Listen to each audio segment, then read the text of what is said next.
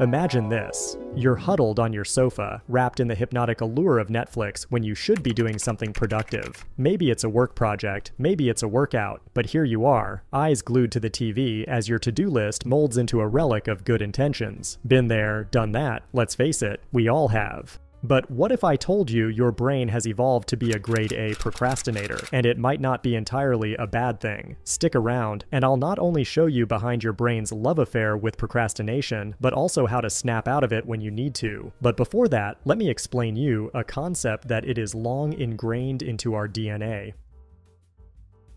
Contrary to popular belief, procrastination isn't just the red-headed stepchild of laziness. It's an age-old survival mechanism. Back in the caveman days, immediate rewards like escaping a saber-toothed tiger were more crucial than long-term goals like inventing fire. Your brain is hardwired to prioritize instant gratification, so you need to rearrange the neuronal pathways and trick your brain to find fulfillment into delayed gratification. We're different types.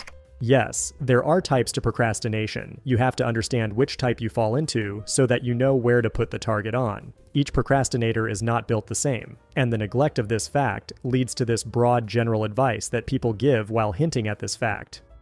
Types, symptoms, and solutions. If you fall in this type, it's because of the fear you have of not doing it all flawlessly, so you feel that it's better to not do it at all than doing a wrong step. And because I fall in this too, I went into a hard introspection to see what is to do about it. I think that one of the reasons is that I live too much in a comfort zone. I don't put myself out there to fail more so that I learn more, and because of that, I just stagnate. I'm not used to do wrong steps, and understanding that it's never going to be all perfect, and that the only way to level up in any aspect is through trial and error, and a never-ending desire of growing. It's where you do a good job at seeing in big picture ideas, in broader scale, but the real struggle is in the actual steps and tasks, the focused details that eventually lead to the final product. Knowing how to break down a task or an idea is not that simple, and that's because it requires a different type of focus depth. And as we know with today's attention span shrinking day by day, of course it's going to be difficult to develop the ideas. So what is to do about it? I think that eliminating these bad sources of content won't be enough. The idea is to replace it with something that stimulates your ideas and creativity, like reading a book. This will help you to enlarge your knowledge and develop the ability to stay focused on one thing at a time, without having to reconnect with your thoughts every 2 seconds. It's going to feel like torture at the start, but force yourself to get it done. You have to remember that this is going to take time, so have patience with it. I think this is self-explanatory. You worry too much and overthink your goals or tasks. This is a general fear of failing, and goes with having negative emotions around being successful. Maybe you feel some sort of fear for the unknown, and how would you handle it? There's not much to say about this, other than if you really want to achieve something meaningful, you have to take a leap of faith and stop worrying. Understand that nothing worth pursuing comes easy, except that it's inevitable to fail, and face the discomfort. Welcome it. It's a sign you're pushing past the comfort zone, and that you are growing.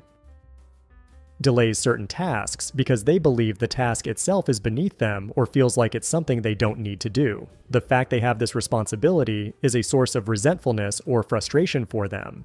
If you fall in this category, you need to realize that this is an ego thing. You have to put your pride aside and understand that for you to grow, you have to humble yourself. Every step is important, doesn't matter how little it is. It may be a decisive one, and you won't even realize it. Never underestimate the importance of anything, and don't let your pride get in the way. You will get to lose way more than you may think.